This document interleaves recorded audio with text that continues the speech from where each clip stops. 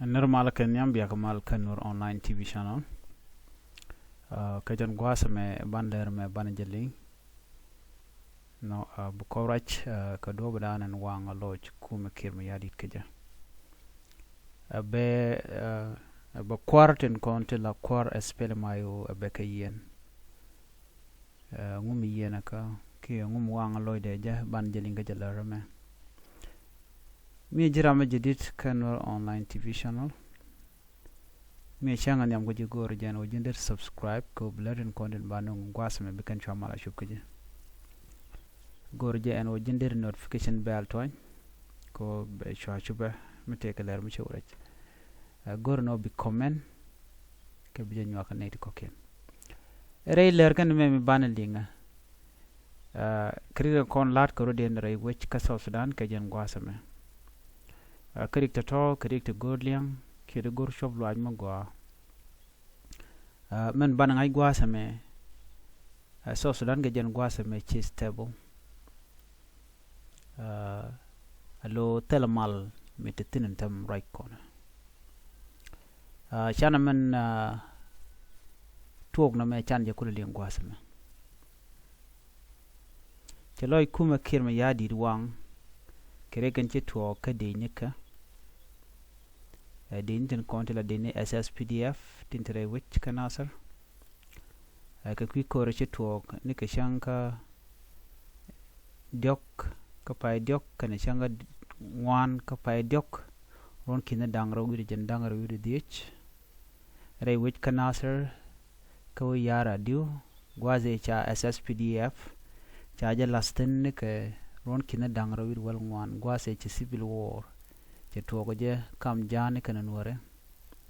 mi shabu gi ka kor no gula political war alo shabunu ka politic do be dane chalari ne kenyam duno nege dane chanang na kane dorkel na kane Nuer kane ka Jiëc kiir mayardit ala SSPDF kana de ni jana ko kente churian mat te tan Nuer tente ko ikama dan lero de medan no chiko korba ko gi kana no de kan kiir mayardit de kana gang ke de kan mandana chala de kana los antam ngumi kulo kiir mayardit ko le jaska je ke ngum wanga loy de je ka jan gwasa me jan ban gujo re ko re chito ka nasar kana ulang chit ka koran chito ka nasar murai kon ka me chito ka shanga diok pai diok kana shanga diok pai diok kana shanga wana pai diok ron kin dang ro jan dang ro de dich ano gwasan chi jechen bor kana SSPDF shika kor tokten rewi kanasar shi kuumɛ kiir che wono no dere jechen bor da jetuk chikano no ke langdien ke lu ke ga power no de kan jechen bor de kan tuki de kan kana kan dial do be dane chikanon gaja shikan jejen bo shikana dwach meti dir long chire nyala shika bok rewi kanasar chire nyala shika bok ka shikan meti dir long ba shikan ne ko ne la jejen bo shikan bok ba rewi kanasar ka ngoda ba shwa bab ka tayi dane chire ko je to ko ja no men chidot karware ntamma ko shaku kana no shikan jeje bo shikan lon kammi de kana nakke de kana tu ko na me tu ko ne karon kin dangra wal diok bu karon kin dangra wal ngwan be ka jaron kin me chakana lo shikan jejen bo shikan lon kamme dong de kan tuk no ko janda na gor kan mi cha jeje bo cha je tuk dong de kan ni let kan de kan kula lat loro man kula la jeslo an mi long o te ka kwan wer ba te kel ka kiir mayardit ten ko gan wer ko al connected ka dien no me dane tuong na me cha lere she tele mi be ka jekka ne de konte la Jiëc dum kiir mayardit rei wi kanasar ano chegne me si ne de konte la local community tila Nuer rei wi kanasar me shi na churu no go ne unified force you kan guje no no mo alwar ka shukan guje no tel mo ba manong ani den kon tila jidawch shukan ngot kamanan kan Jiëc ala SSPDF de SSPDF shukan ngot kamanan kan jere wi kanasar kan ken manana chaga jogono no ngani unified force kuumɛ no ngani unified force kan gejo kana ko lar Nuer kon te dere wi kanasar kan ulanga no chinei chine kum so Sudan chine gor kan lat kan go ne unify force go nde jame me chano nga no wal SSPD after run wal kala we kan nasr kacha kan chaje ger kala kan clash ni shanga ne ko la jejen bor chuken gujeno de jen lo jok duno chaje lu ko kum so Sudan chugo ka agenda do den lat kan jen wo ba yikam no metin kon tin de tan hale no mo plan mi kan lat ke Johnson ulun chu man tam ngode plan dia mo jalat na me chikor chu to kan tama ana kwai ka manana to en kore pa ne che to ka shanka ngon ka pai diok ron kin dang ro jen dang ro de dich che kumas kir mi yadi chenong jeslo an midit ka ta dan che kom je to ko je ko cha barake dorien dorde ni mentere wi kana sa cha je dekelu no mite ne ti dot ka chi ron barnan no ka do padan chala ka je chimwan chi kan wech wi yara diu chi kan kap mena me tin kon tin ba chala ro chi kan kap ne ko lam ngane ki je jimbor are ko ro mo je te klis ko gan wor chi ron to bla to ko kuma mi chi dier ka yangum de yenelel de yen yik chon ko kwina kun de yerudun gang chari limno bay bu nak dor kun che man ko ala no tani no yene de yen limno mi kuma kir mi yadi SSPD mi ku do lu kun way gorna lu kun ba may kun mi cha ko wa ka jende yen ko la keja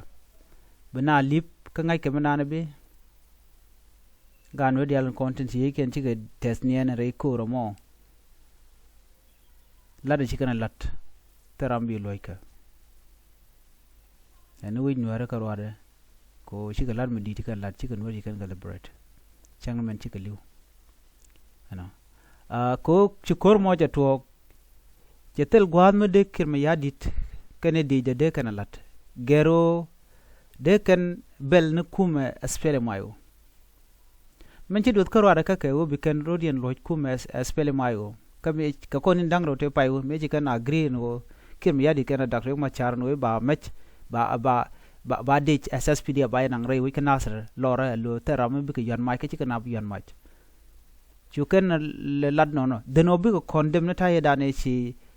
helicopter ci boko jere wi kan nasr ka ci boko je kawlang tel mi ci kan condemn chu ala na ci kan agree nang ka jine